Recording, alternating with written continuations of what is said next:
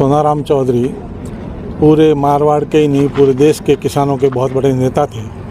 उन्होंने 4 बार लोकसभा की सदस्यता जीती और लोकसभा का प्रतिनिधित्व किया बाड़मेर जैसलमेर लोकसभा सीट से, और एक बार बायतू से विधायक के रूप में 5 साल तक रहे।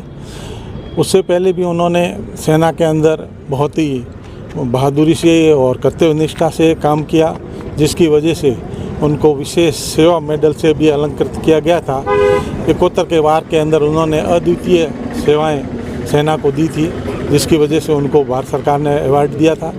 उसके बाद में 1994 के अंदर उन्होंने VRS लेकर के और किसानों की सेवा के लिए, इस क्षेत्र पिछड़े हुए क्षेत्र की सेवा के लिए राजनीति में आने का फैसला किया।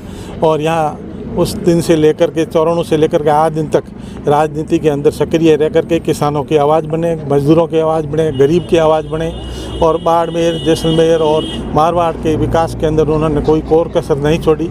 एक दबंग नेता थे, ईमानदार थे, कर्तव्यनिष्ठ थे और देशभक्त नेता कर्नल साहब जैसा आज से बाद में मिलना बहुत ही मुश्किल चीज़ है।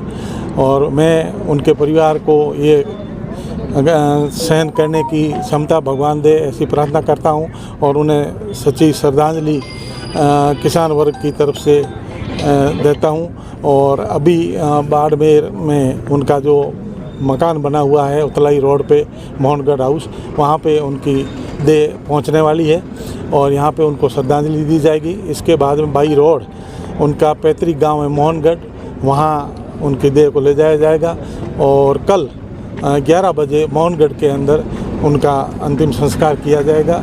इनकी वजह से जो कमी और जो एक रिक्तता मारवाड़ के राजनीति में पड़ी है, इसको पूर्ण करना बहुत ही मुश्किल है और पूरे प्रदेश के अंदर और देश के अंदर शोक की लहर है। और भारी तादाद के अंदर बाड़मेर अभी जिला हेडक्वार्टर के अंदर किसान, मजदूर, युवा, 36 कौम के लोग उनको श्रद्धांजलि देने के लिए पहुंच रहे हैं। मैं डॉक्टर राम चौधरी। सर, आज पूर्व सांसद का निधन हुआ, उसको लेकर क्या कुछ कहेंगे? कर्नल सोनाराम जी के निधन से पश्चिमी राजस्थान ही नहीं, हिंदुस्तान की राजनीति को बहुत गहरा धक्का लगा है। विशेष रूप से कहना चाहूँगा, पश्चिमी राजस्थान में जब राजनीति का र किसी को पता नहीं था, तब आप भारतीय सेना से VRS लेके जन सेवा में आए। उन्होंने बहुत कर्तव्यपरायणता के साथ में देश सेवा में, राष्ट्र सेवा में, राजनीति में, दलगत राजनीति से ऊपर उठकर गरीब, मजदूर, आवाम और पिछले तबके का कैसे कल्याण हो, किस तरीके से ठेठ सुदूर बाकासर बॉर्डर, इंडो पाक बॉर्डर, जहाँ पर हमारा जो देश का सबसे दूसरे नंबर का लोकसभा क्षेत्र है, उसका आपने 4 बार प्रतिनिधित्व किया। एक बार मानद विधानसभा सदस्य रहे बायतू से, और आप भारत की बहुत सारी ऐसी समितियां हैं लोकसभा के सदस्य के रूप में, उनके भी सदस्य रहे।